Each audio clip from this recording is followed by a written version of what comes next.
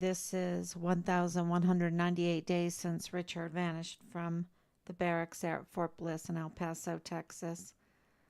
Let's see if I'm on. Looks like I'm live. It's so important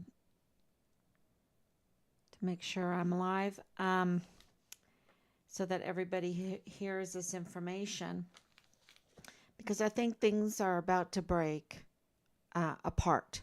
We know there's a lot of cracks. We know that we have this address, 3905 Bliss Avenue.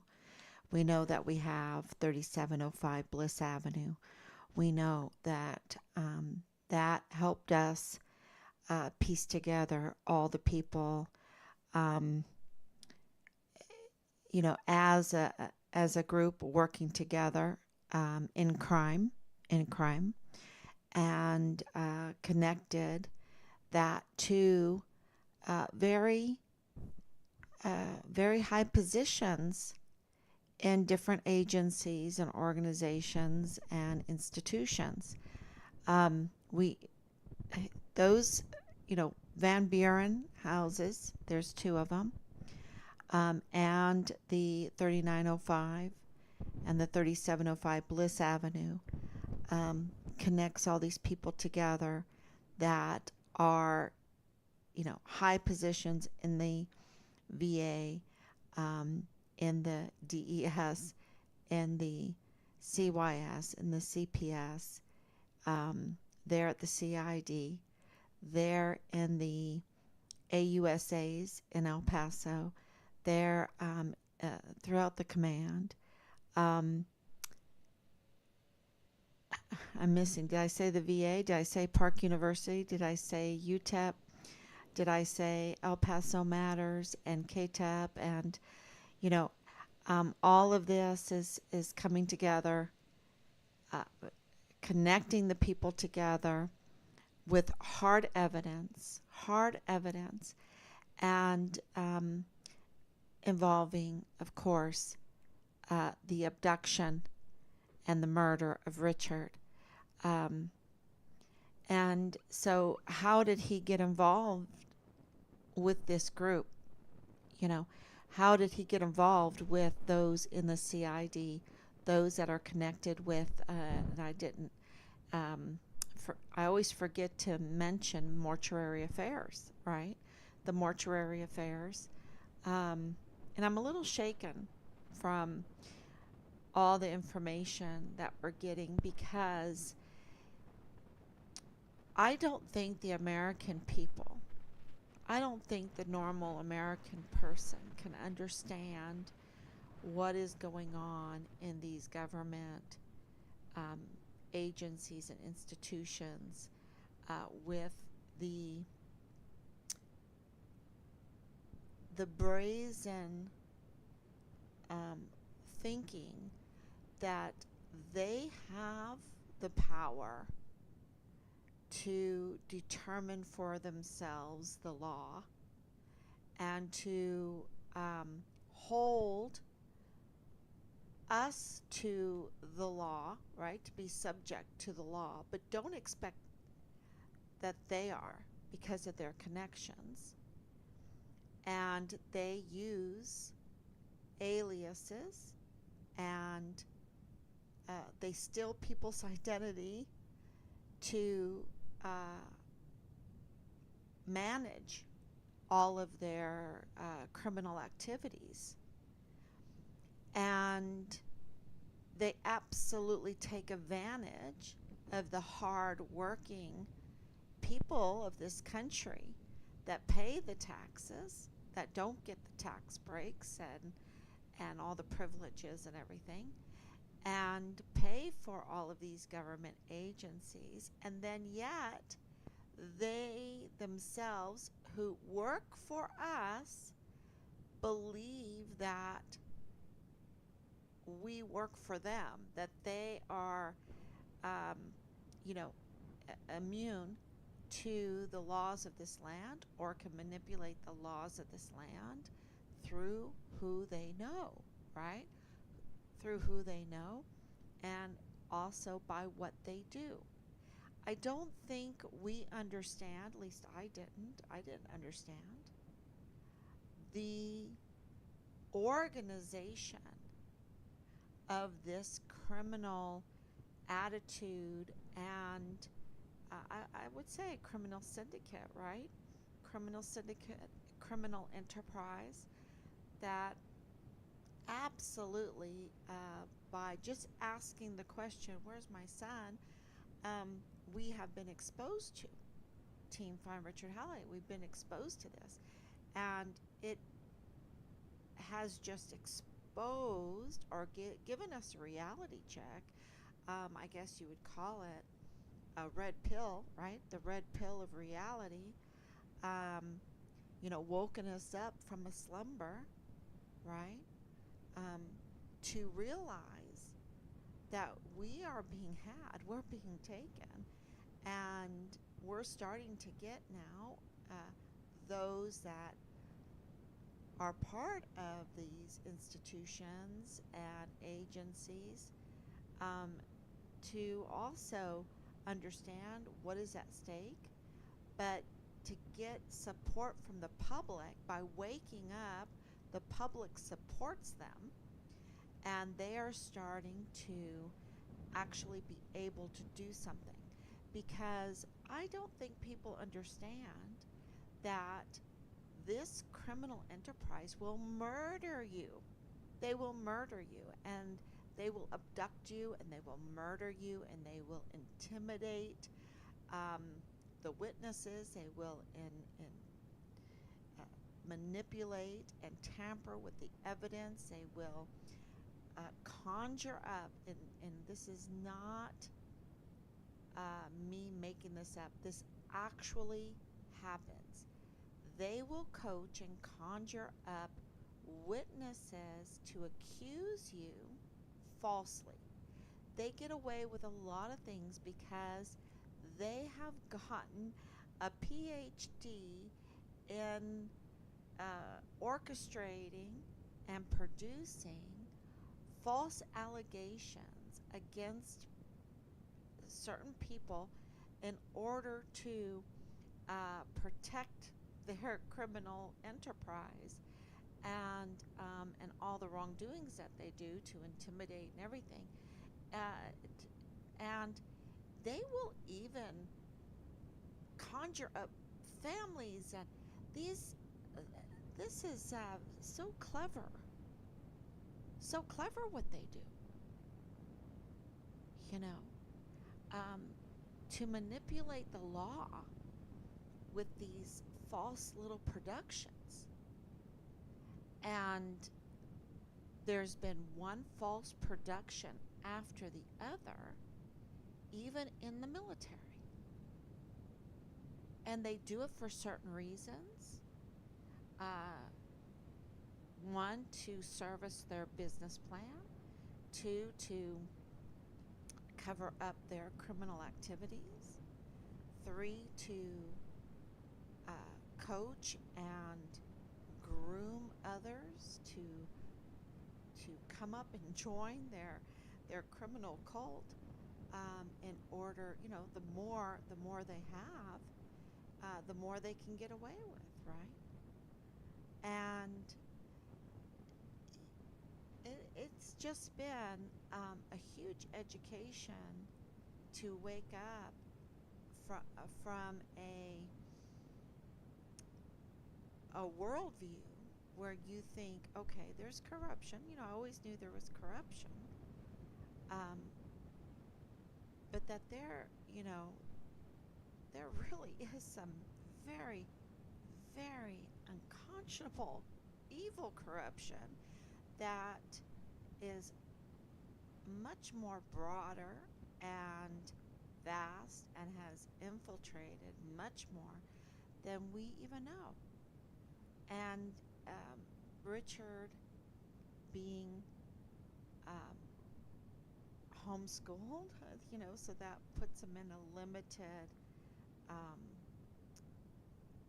I don't want to say a disadvantage. I think it is an advantage, a moral advantage, absolutely, and a moral advantage.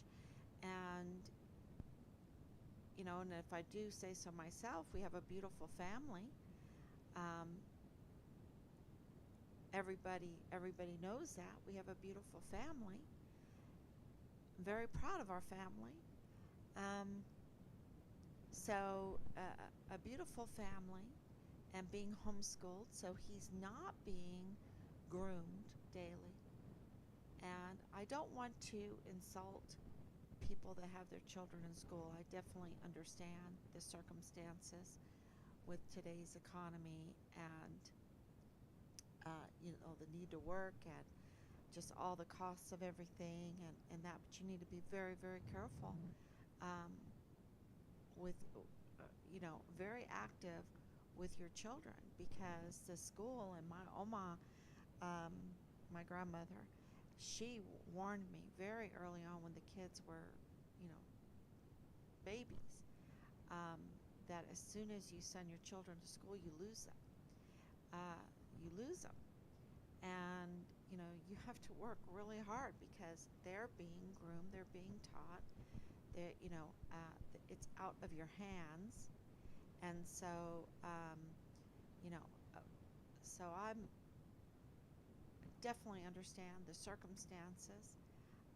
We were very, very fortunate to be able to homeschool and to be able to adopt the boys. I mean, that was a miracle that happened. We had a home in Killeen, Texas, a little home, our first home, and we sold that. And from that money, uh, that's how we were able, because we were in Europe and we were in Germany, and we could just drive right across the border to Poland. And Poland had opened its orphanages up to Americans for adoption, and we heard that word through our church. Um, it was just God's timing and all of that. And so we, did sell the house. We were able to get the money together. Um, and for one child, it normally costs about, at that time, 2004, to about $37,000 to adopt one child. And we said, well, what about two? And they were like, oh yeah, you can get two for that money. I'm like, okay, we're going to put in for three. Okay, we're going to put in for three. But we want two boys. We wanted two boys. So we were very, very fortunate, and we wanted older boys. And everybody was, kind of dissuading us from older children, you know. Um, and the stories that they would tell us, to get us to change our mind, and we're like, no, we want older children. And and we're so blessed. We were so blessed, um, and have been blessed, and are blessed. And so, it was our decision, um, to be Richard's parents, to be Robert's parents. And, we made promises to each other, Rob and I, and to them, to our family. And so, I'm going to get a little emotional, but I'm not allowed. I'm not allowed to get emotional yet. So, to see um, the corruption, the carelessness with our volunteer sons and daughters. I mean, absolute carelessness. The and what do I mean by that? The generals, um, those in the higher positions, absolutely have a window and a door, and probably a big garage door, into the workings of the crime that's going on. They know. And they either participate or they look the other way. And to treat our sons and daughters like this, to treat this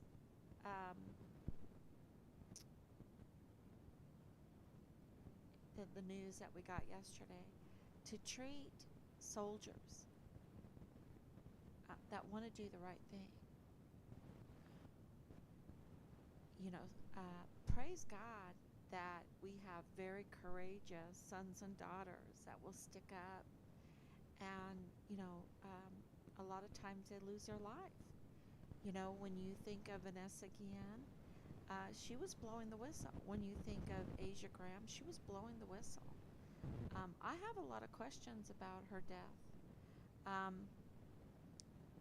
because and so does this soldier that wants this congressional inquiry, right? He has brought up in his congressional about these so-called suicides or so-called deaths, accidental deaths, and we heard that he has added to his congressional inquiry. This is very important.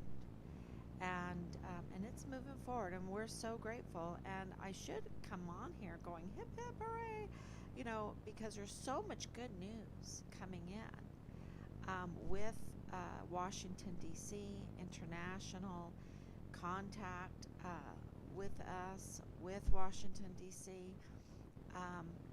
This going forward with a research over there in kilometer 29 with institutional support, different institutional support, I should say, and with new information, with a clear information of what we're looking for, okay? Not just Richard's remains, but also other things that are connected with Richard's case and Richard's remains.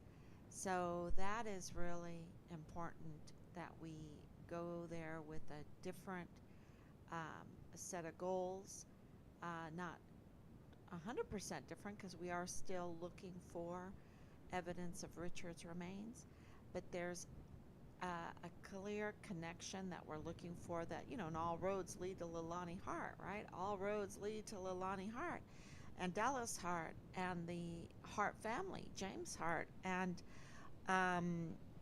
those that have conspired, co-conspired, colluded with them in these higher agencies, organizations, institutions to do their crime, and which has hurt our country, which has hurt our sons and daughters, and specifically right there at Fort Bliss, that is right there in El Paso, right there on the border, the sister city, the Siamese sister city of Juarez, Mexico.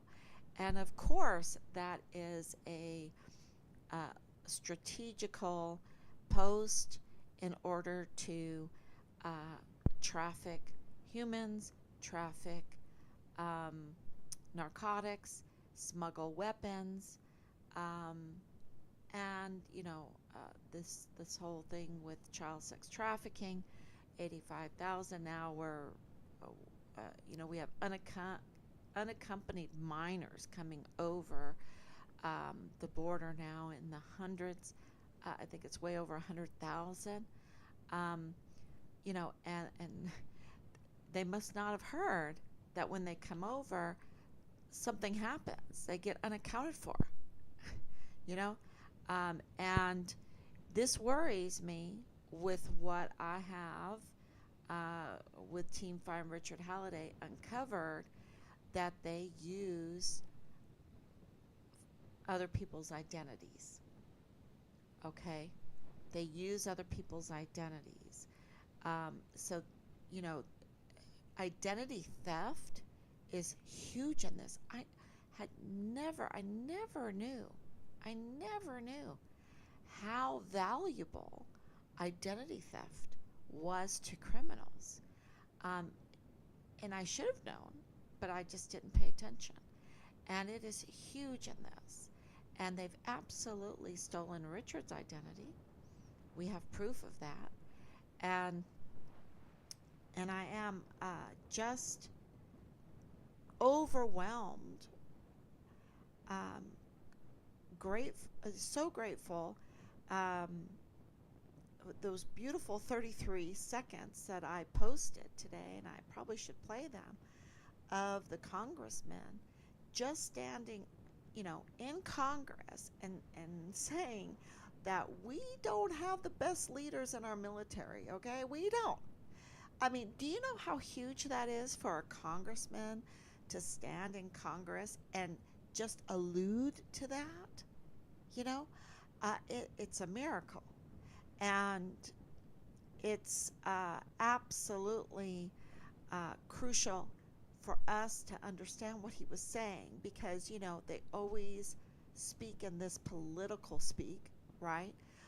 They can't just accuse or get up there unless they, uh, yeah, uh, there are exceptions. There are exceptions. But when it comes to the military, no way. They have to be very careful, and for good reason.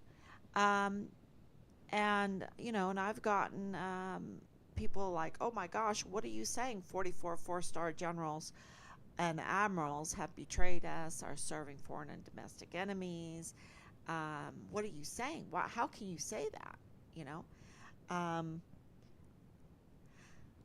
so for the Congress, it has to be really bad for Congress to just even say what they did in those 33 seconds. So I hope you watch it, where our leadership, we do not have the best and the brightest leading our volunteer sons and daughters. Okay?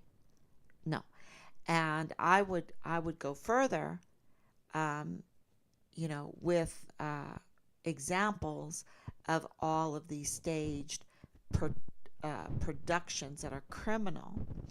And I think we're going to go even further, which, I wanted to talk about Leilani Hart, because, all roads are leading to Leilani Hart. And we know that she either colluded, right? Colluded or conspired, um, to have this obstruction of justice, this false allegations against our key witness, and I believe it was January, the end of January of 2022. No, 2023.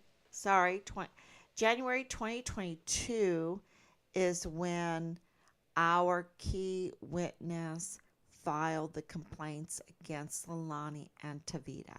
Okay, a year later, they're like, okay, we've got to protect ourselves. We have got to put in false allegations to the public, right? To discredit. It's kind of like the setup with the DUI, right? That we didn't understand. We didn't understand it until lately, and now we're getting more and more these false accusers that set that up. We all know that Belen Rocha was, right there at the forefront. They put her in the front, right? These cowards put her in the front. A young mother, they put her in the front. Now, she's up to no good. We know she's up to no good. But they put a young mother up in front. These cowards, they're just so cowardly. They're just orcs. They're just cowardly orcs. And they put this young, they groom her to be up to no good. But she's a young mother, right? But they don't care about that. And they just put her right up front. They put her up front while she was pregnant. That's how cowardly these people behind her are, and we've got the names, um, and we know the names with Lilani too, and of course we've mentioned them. We know that David Poche was put up to no good with the Lilani Hart. Did he conspire? Did he collude? We contacted him to say, hey, look, do you understand that all roads are leading to convicted criminal Lilani Hart? Do you understand how criminal she is? And this is what we know. Think about all the added things, because she has multiple open cases right now that are open in the statute of limitations. They're open. Okay. So she could be arrested at any time. And you know, uh, when you are in that kind of situation, you'd think you'd act very good, right? You'd be on your best behavior. But that's not the case. She has multiple open cases right now that are, you know, still open to the statute limitations, and she can be arrested. Okay, um, so here we know um, that she colluded, she conspired. Maybe she didn't. Maybe she wants to call us. Maybe she wants to write us a text message somehow. Find a way, 941-677-0060, and tell us who put her up to this, right? If she's innocent, she could tell us who put her up to it, right? But, you know, otherwise she's guilty. She's guilty of this obstruction of justice. And, then you have these major charges when it comes to Richard, because at this point we have abduction, we have the conspiracy to commit murder, we have tampering with evidence, we have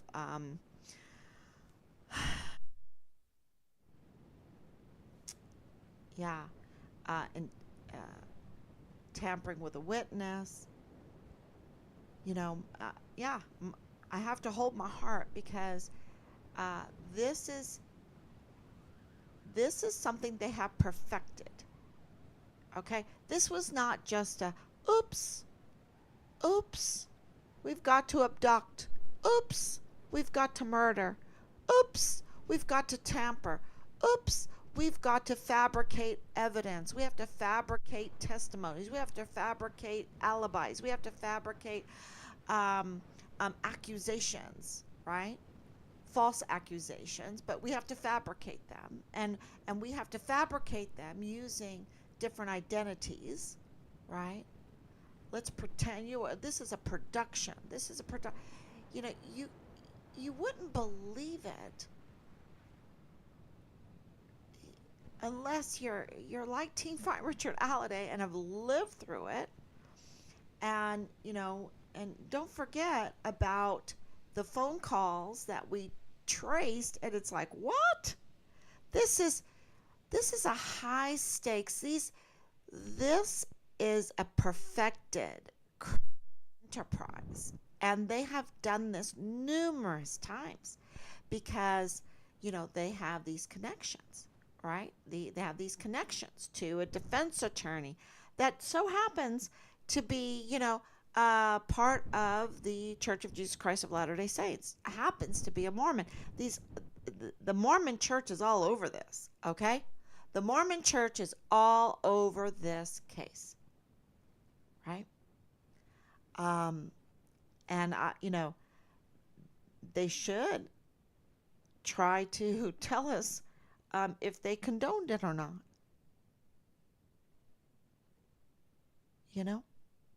Because this is multiple crimes.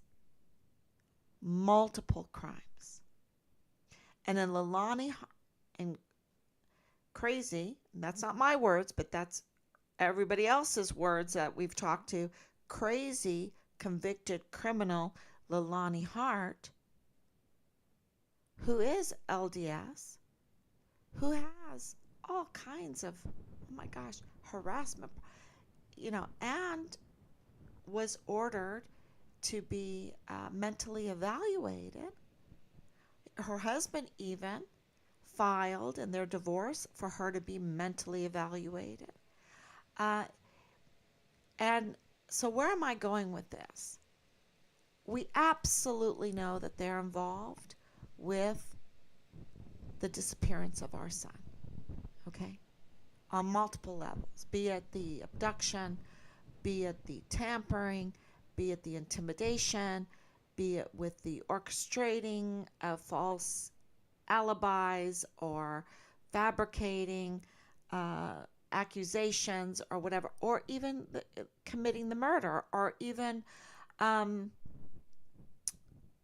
even orchestrating, organizing the murder. And then we know that these people, some are the ones that um, dismembered Richard, that were in charge of getting rid of the remains.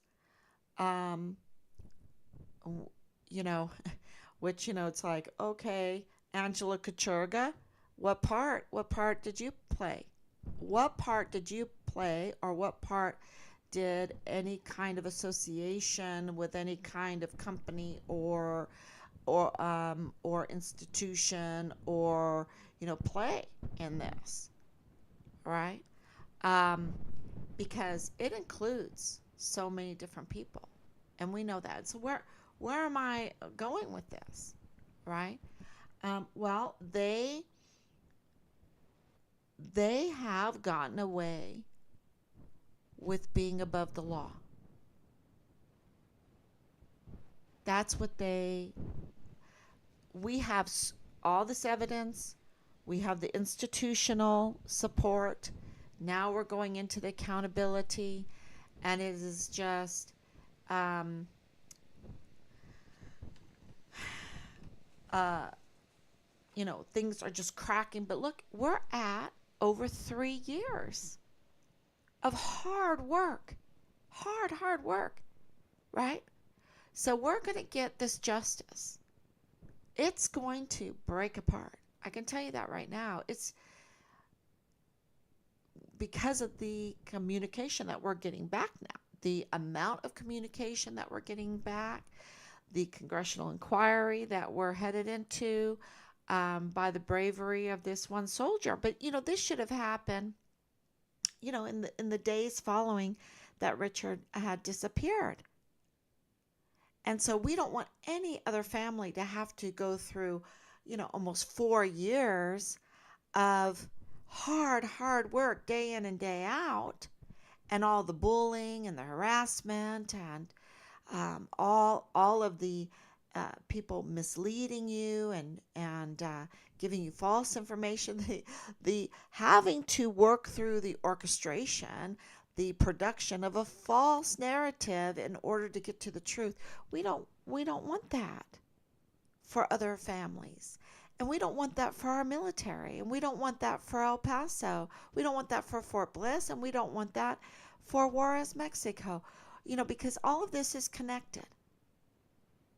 And so, hopefully the stumbling will happen, and, Leilani will be arrested any moment, because she has all these multiple cases that are open.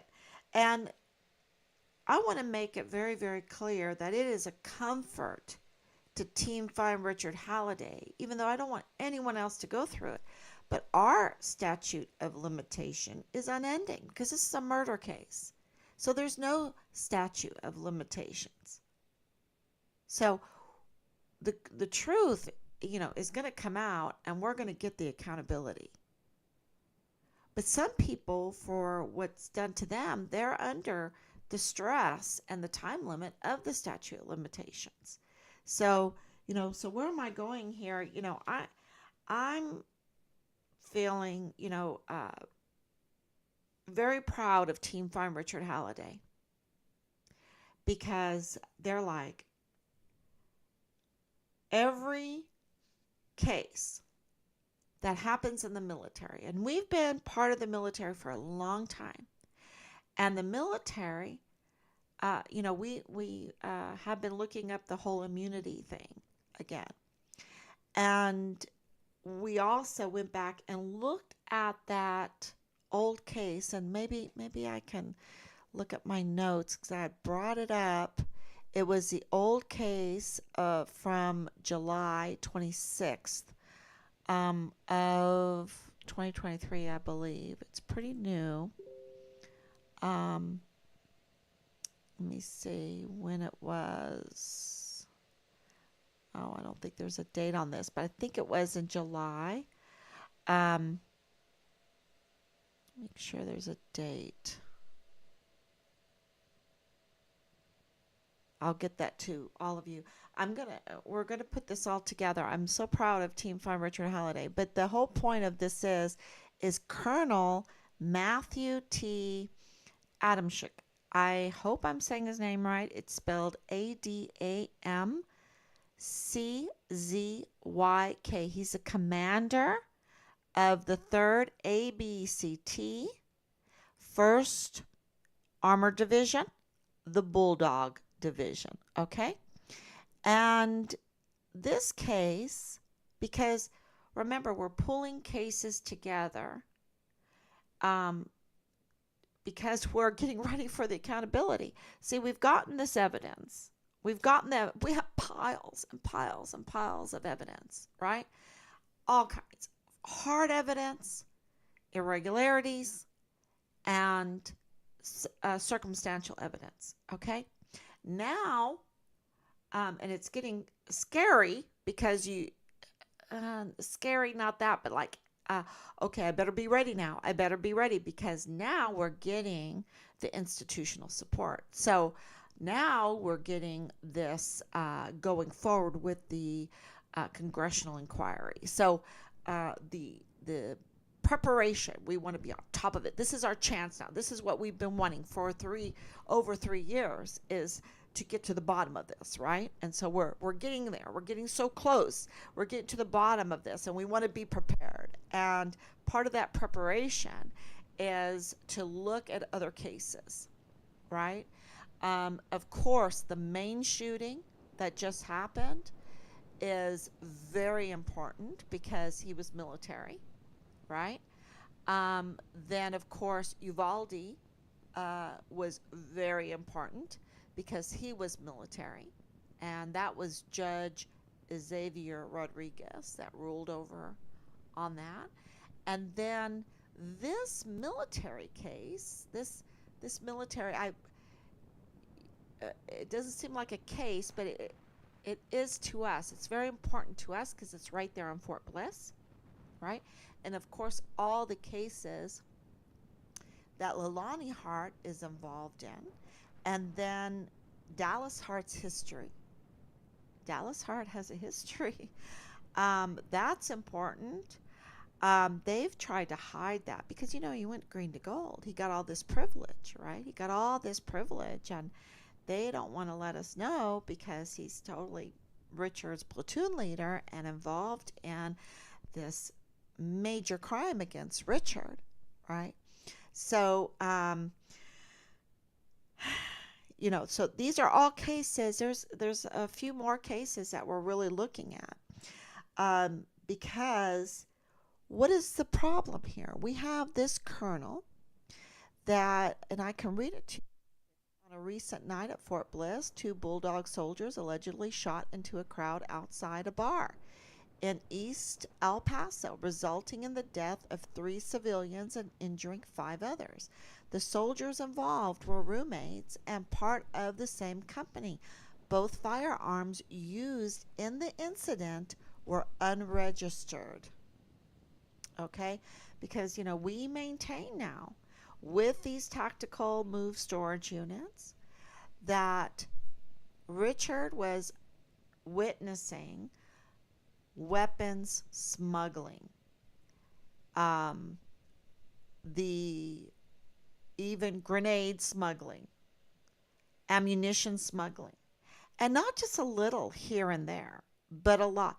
And we know that through Brigadier General David Stewart's mouth, and also former, I've been told he's a former CID agent. Now you can correct me, dirty agent Marlon Soto, but we're been told that you're a former CID agent. Okay, I don't know if he lost his badge, but it didn't seem to be there. Um, and there's other information that we're getting. Um, but he's a dirty agent. And he was telling us that the weapons were all in all of the barracks. And of course, David Stewart was like, well, when I got here, the barracks were flush with weapons. Okay, so were these unregistered weapons?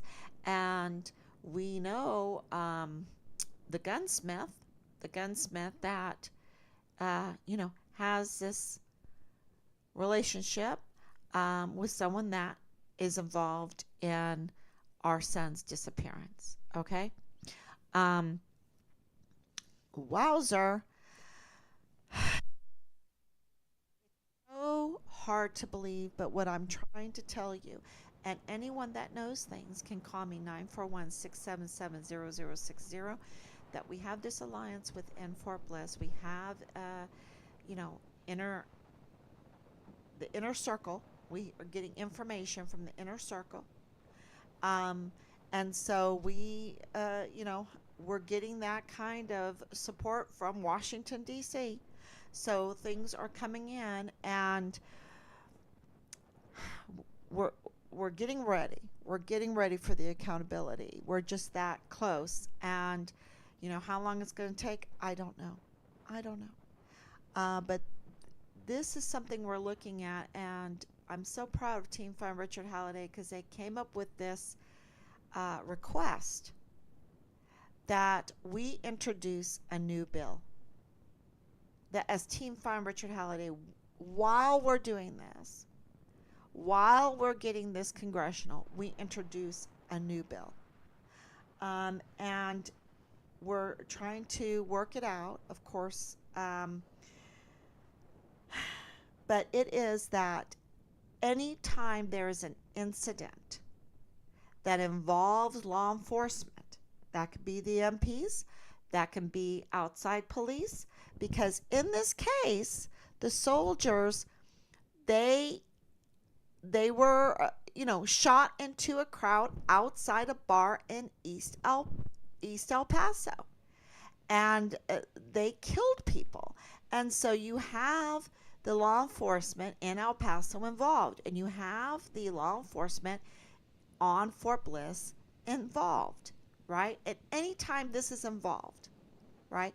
Because you look at Uvalde, the Air Force covered it up. They covered it up. They failed to let the NCIC know about the dangers of that shooter, right?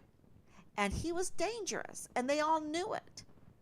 But they were not obligated by law to make sure that he was put on the national criminal database, right? They have to report it on that incident database. So these incidences with the law enforcement, be it off or on a military installation, anytime the law enforcement is used, it should be required that is reported as an incident on the national database and crime database. And look at the guy in Maine. They all knew he was about to blow. He was about to blow. They all say that. He had to kill all those people. They failed to put him on the National Criminal Incident Database. This is really, really important, and my terminology is not quite polished yet. I'm going to get more polished with this. This is something very new, very a request from Team Fund Richard Halliday that I think is really an amazing request because I just cry for Enrique Roman Martinez's family. Just cry, because you know there's more to it. You know there's more to him getting his head chopped off, his hair pulled out, his eyes gouged out, his body thrown into the... Who knows what they did to his body, because we've never found his body. We only found his head, right? Only his head. I mean, there's more to it. But the leadership, that's up to no good. I mean, are we going to depend on Major General James Eisenhower for justice? Are we going to depend on the Director of Emergency Services, Thomas Kane? These are a dirty general and a dirty Director of Emergency Services. Are we going to depend on the JAG? The JAG is dirty. Judge Robert Shook, Colonel Shook, he's dirty. He's absolutely dirty. And he ruled over Asia Graham's case. Right? Absolutely, he was involved in the warrants and the probable causes and our son's case. Absolutely. Right? So are we going to depend on CPS? We've got a dirty agent there. Are we going to depend on the administrator for CYS? Are we going to depend on the president and the director, the local director of Park University, who's afraid to reach out to the family of the Vanessa Guillen, first absent soldier? Same thing with Thomas Kane. Afraid. And are we going to depend on the CID when they're conducting their own little production in front of the military police there at Fort Bliss, creating this false narrative to the military police so that they will not even look for the Vanessa Guillen, first absent soldier? I mean, are we going to depend on that? And then are we going to depend on Vanity Fair Veronica, who, can't... All she does is mirror, mirror on the wall.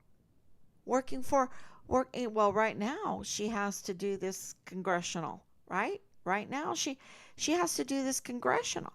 She has to not, we have history now with her. We have history, and she's not allowed to take this personal. She is supposed to be looking after that soldier that is requesting the congressional, and it is for getting to the bottom of the Vanessa Guillen, first absent soldier. So what is this going to do if you're on the national crime database? Okay. That puts all of them on their toes. It's not local anymore. Local office of the general, commanding general, can't act as God anymore if whatever incident happens on the base can't stay on the base. It has to go onto the national crime database, right? It has to be reported onto that national crime database.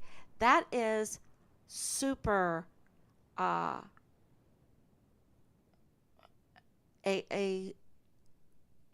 oversight of all of our military installations that will, I don't think, end any incident, but it sure will shine a light on the incidences. And, when you have, Fort Bliss, they have the most incidences of all of the military installations. What kind of general is commanding over there? I think that is powerful.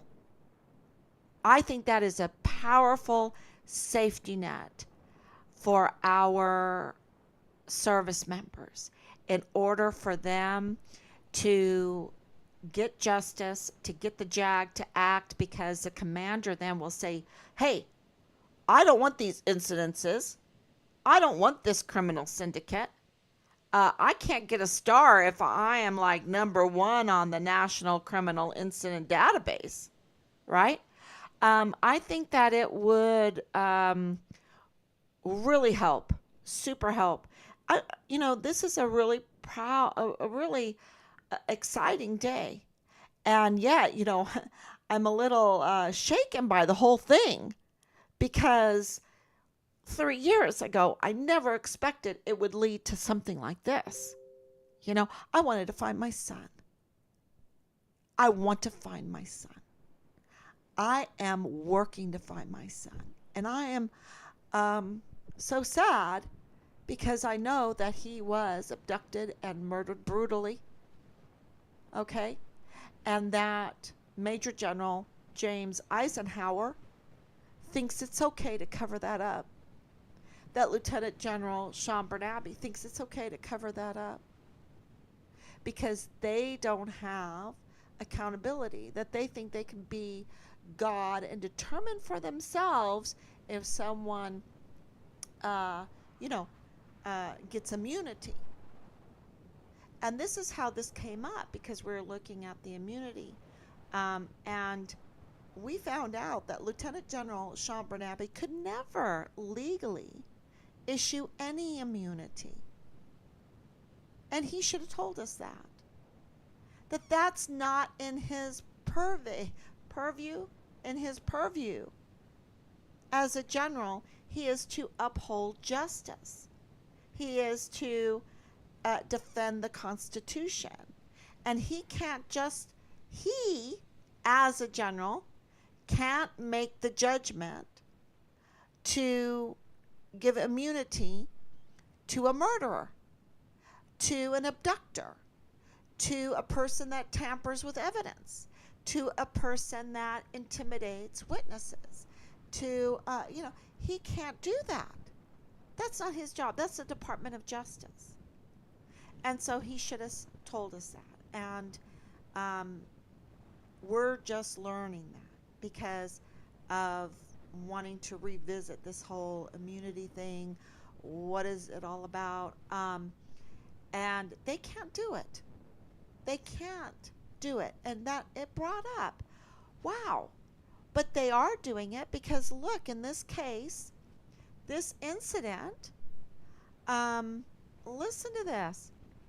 So you had 2 bulldog soldiers shoot into a crowd, allegedly. You have to say allegedly.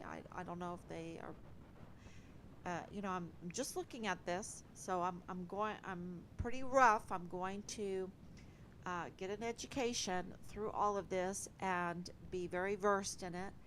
But this is what I wanted to point out, because I think this is really important, and everybody needs to see the process of what we're going through in order to get justice for our son, right? But following the shooting, these guns were not registered. They weren't registered. Okay? Concerns arose about potential illegal weapon storage in the barracks. This is, this date. I think it was July 26, 2023. Yeah, July 26, 2023. Illegal weapon storage in the barracks. Over the weekend, the same company had 2 off-post events involving unregistered firearms. To address these issues, a 100% health and welfare check of the barracks and vehicles in the unit parking lots was executed. Now listen to this. So they have a weapons problem. They have a weapons problem, and they are not going crazy. They're not going crazy that they have a weapons problem because they have a weapon smuggling criminal enterprise on Fort Bliss, and they can't go crazy because they have to cover it up. That's my opinion now. That's my opinion. But let's keep going. During the unannounced inspection, 79 different instances of contraband and illegal weapons were discovered. This included 41 illegal weapons, 39 of which were declared under an amnesty period offered to the soldiers. Now, that is what, okay, so, you first read the story and you're like, oh, they have a weapons problem, right? But look at what's happening. This Colonel, I wrote it down, Matthew Adamczyk, right, is acting as God here. He's acting as judge. He's acting as like he has the power to give them amnesty for illegal weapons. That's what he's doing. He's giving them amnesty. That's not his job. He can't. That's the department. This is the problem. They're playing loosey-goosey with the law. They're playing, what's that? Playing fast and loose. I wanted to write that down. Be fast and loose with the law. Because I wanted to include that in this draft for this bill. The draft for this bill. And it goes on. But the amnesty period for weapons proved effective in encouraging the recovery of even more illegal firearms. However, it is suspected that there may still be more undeclared weapons in the barracks and in privately owned vehicles.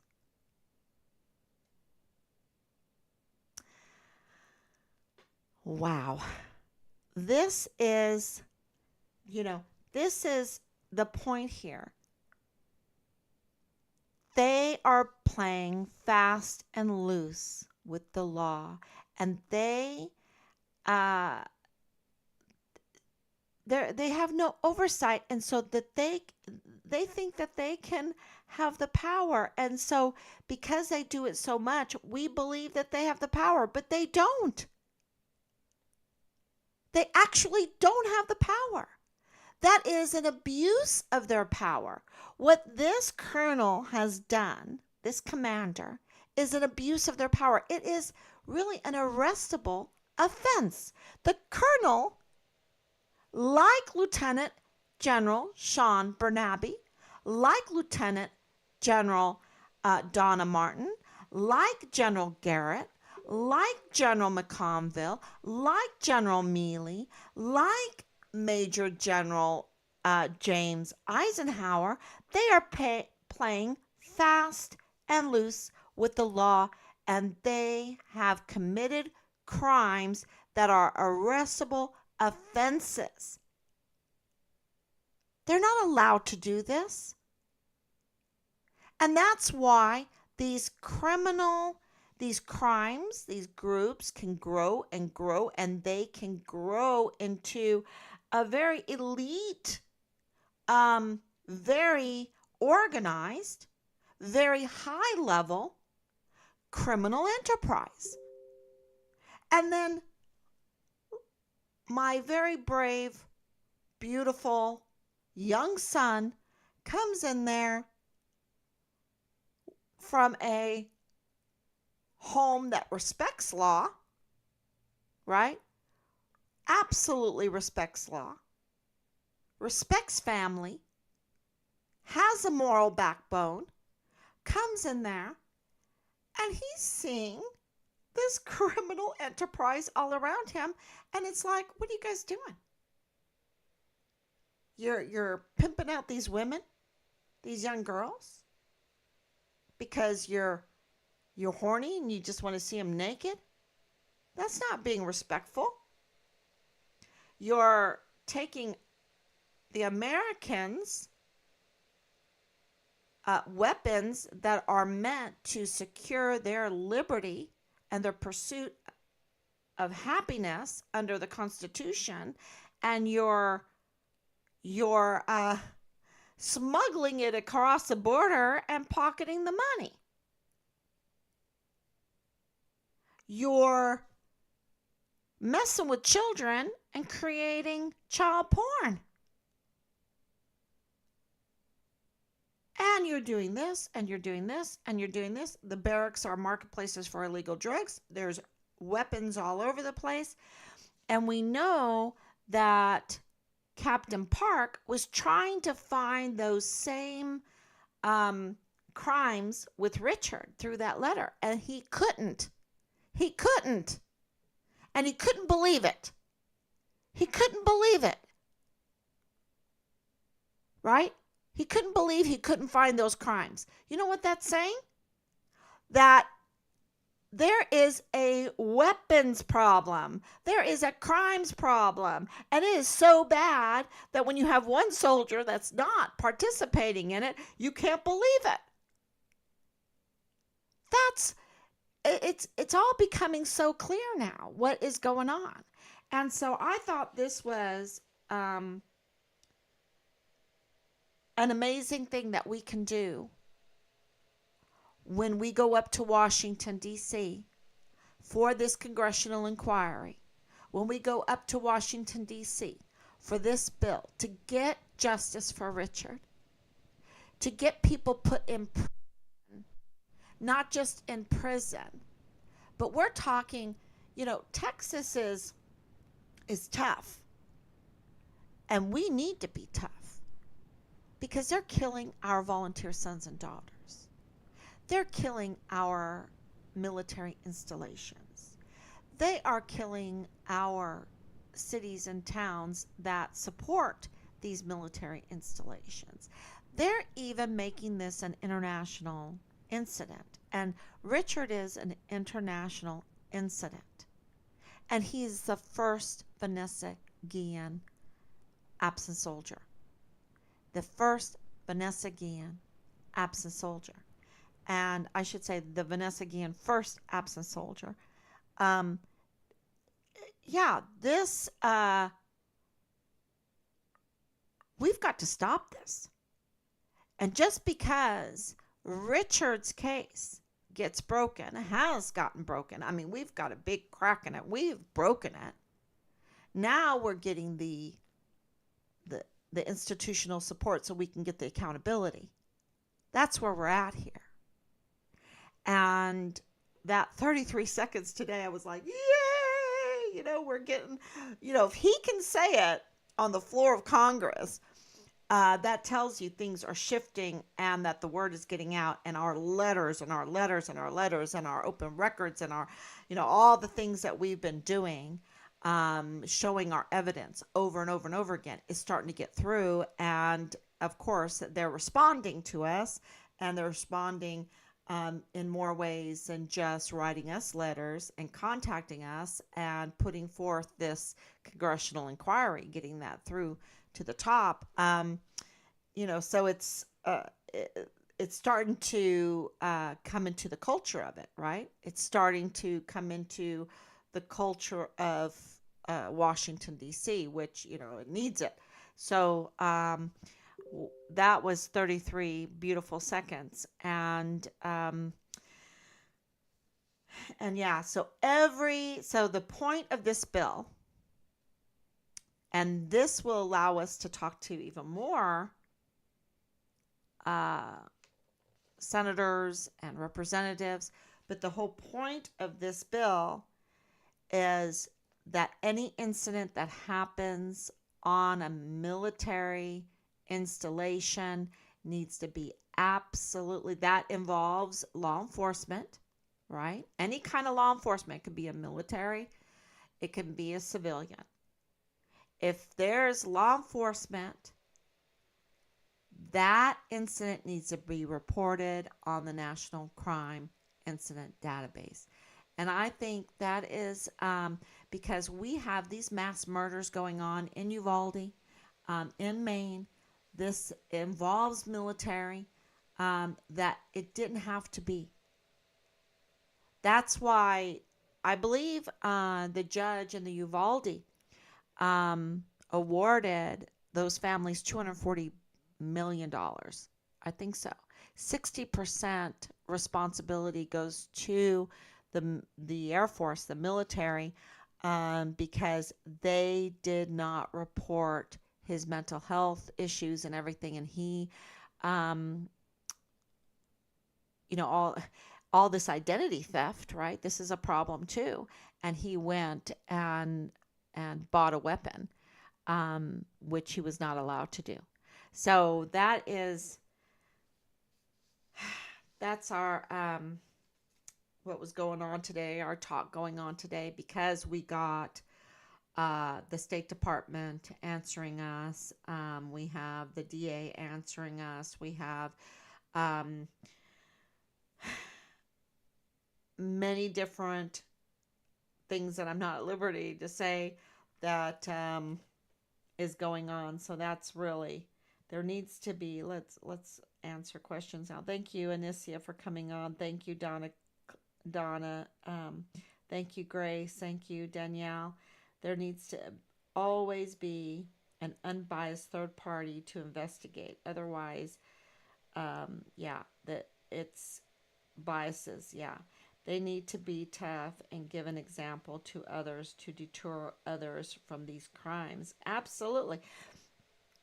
But for these criminal enterprises to grow, I mean,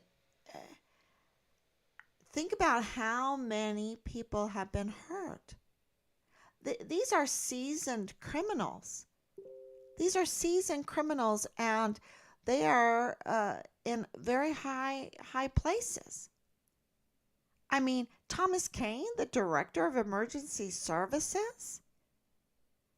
I don't even want to tell you what our list for him is on all the bad things he did, and of course, he didn't want to talk to us, so silence is consent, right? So we're asking. Call 941-677-0060, or you know who to contact to spill it out, because Texas is tough and they need to be tough. And the death penalty is on the table here. And the crime is so huge. Think about it. July 9th, 2020, they knew that Richard had no record at all, and they rather murder him, abduct him and murder him, and dismember him, and then hide and then orchestrate this whole thing with millions of dollars, than to give us our son's remains and put these people in prison, or in the chamber, in the I mean, come on. We're talking about our military here. We're talking about the people of this country. You know, it's not just a crime against Richard. He's a whistleblower.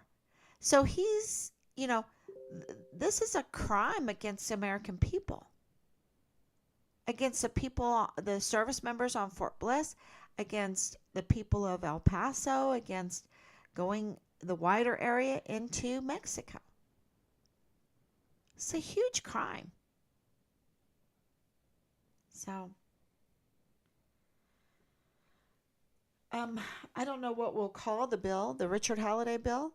Um, yeah, I don't know. That sounds good to me, the Richard Halliday bill. Um, and we need something to hold these commanders' feet to the fire. They cannot just say, "Oh, I'm going to give you amnesty."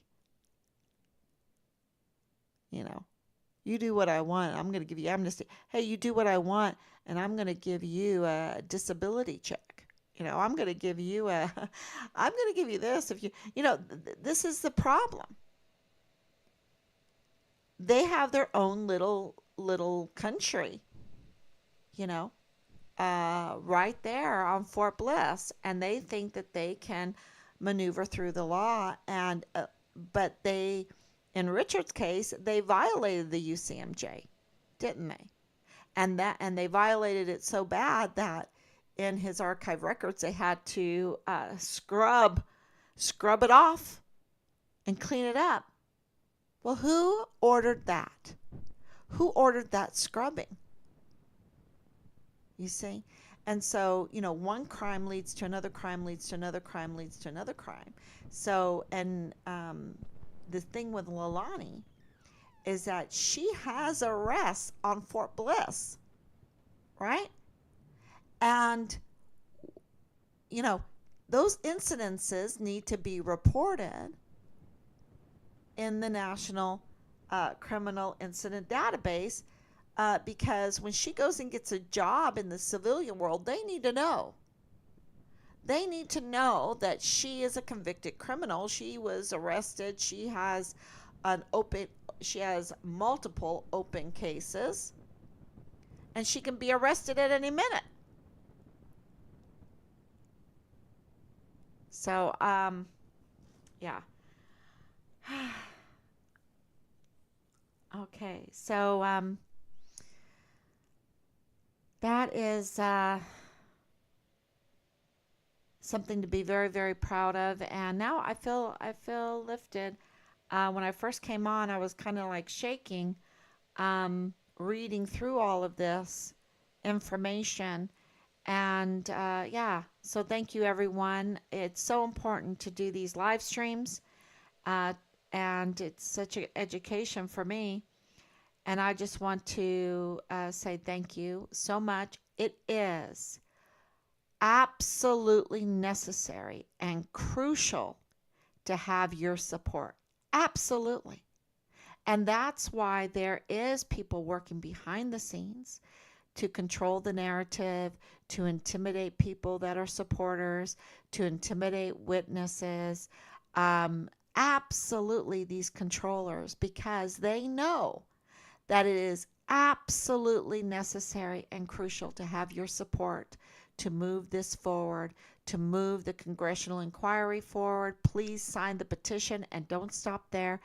Please campaign to others to sign this petition. All it is to agree that a soldier has the right to a congressional inquiry.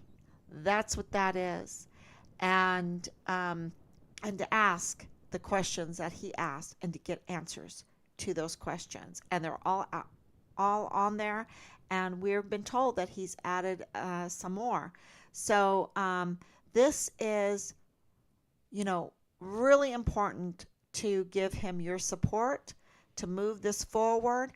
And it is absolutely necessary for him to have your support, because he is risking his life. Right now, you can't depend on the CID. You can't depend on the DES on Fort Bliss. I'm talking about Fort Bliss.